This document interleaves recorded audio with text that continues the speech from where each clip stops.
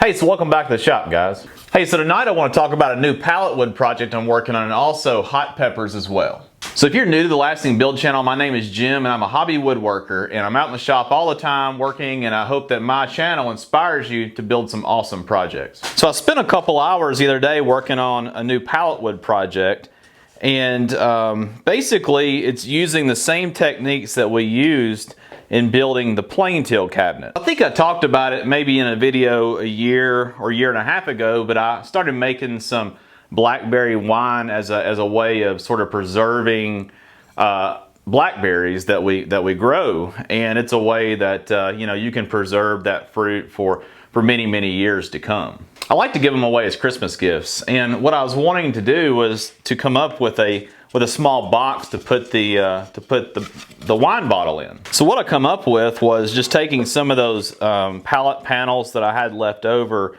from building the plain till, and I made box joints on the corners and then dados to hold some dividers in the middle that holds the bottle still. If you'd like to see how I did the box joints and dados, I'll put a link above to a video showing you those things. So this is a real simple design, and I was kind of hoping to get some feedback from you guys as to, you know, if you like the design and if there's some things that we could change. And essentially the four corners of the small box fits together with the box joints. You can see the four corners are held together with the box joints. And then I've got some dados there that hold some dividers. And then I also put the dados on the bottom of the box as well. So the box sits on top of the bottom, and that will be glued or nailed to the box. And then once the box is put together, I have these little dividers that I made that will hold the bottle. So this one slides in on this side, or this end of the box, and then this one slides into the other side. And the bottle just fits right in there snugly, and it protects it like this. So the bottle is actually not touching the box anywhere but the end. And then I built a top, and it's just a simple piece of pallet panel that I drilled a hole in for a finger hole, and it slides in to a dado groove that I put around the top of the box to close it up. So what I was thinking was I could fill the box with some plain shavings, and that would give it some cushioning and also make it, you know, look nice, and then I could give it away as gifts. And this was really just kind of the first prototype I came up with. And you know, I think probably it can be improved a little bit. It may be just a little bit big, and I probably could you know, tighten it up a little bit, but I think you know, I think it would be a nice gift, and also it would also protect that wine bottle as well.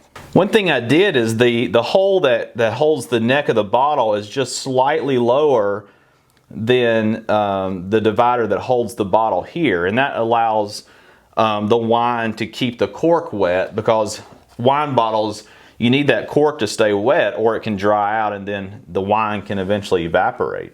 So I'm pretty happy with the prototype so far. This was really the first go at it. I think I'm going to make a couple other ones and maybe just redesign them a little bit. You know, there could be a top that had a hinge on it.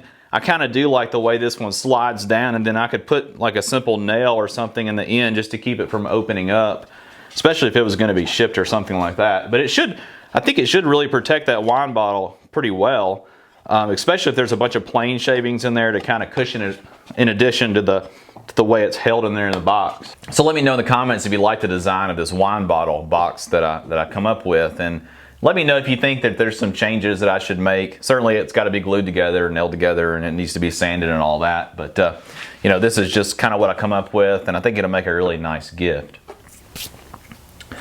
So last week in the community forum, I posted a picture of this pepper, and a bunch of you guys guessed that it's a Scotch bonnet pepper. And if I remember correctly from the seed packet that I got at Co-op, it's a Trinidad Scorpion. And it's like the second hottest pepper on the pepper hotness scale, from what I could tell from researching online. And man, it is really hot.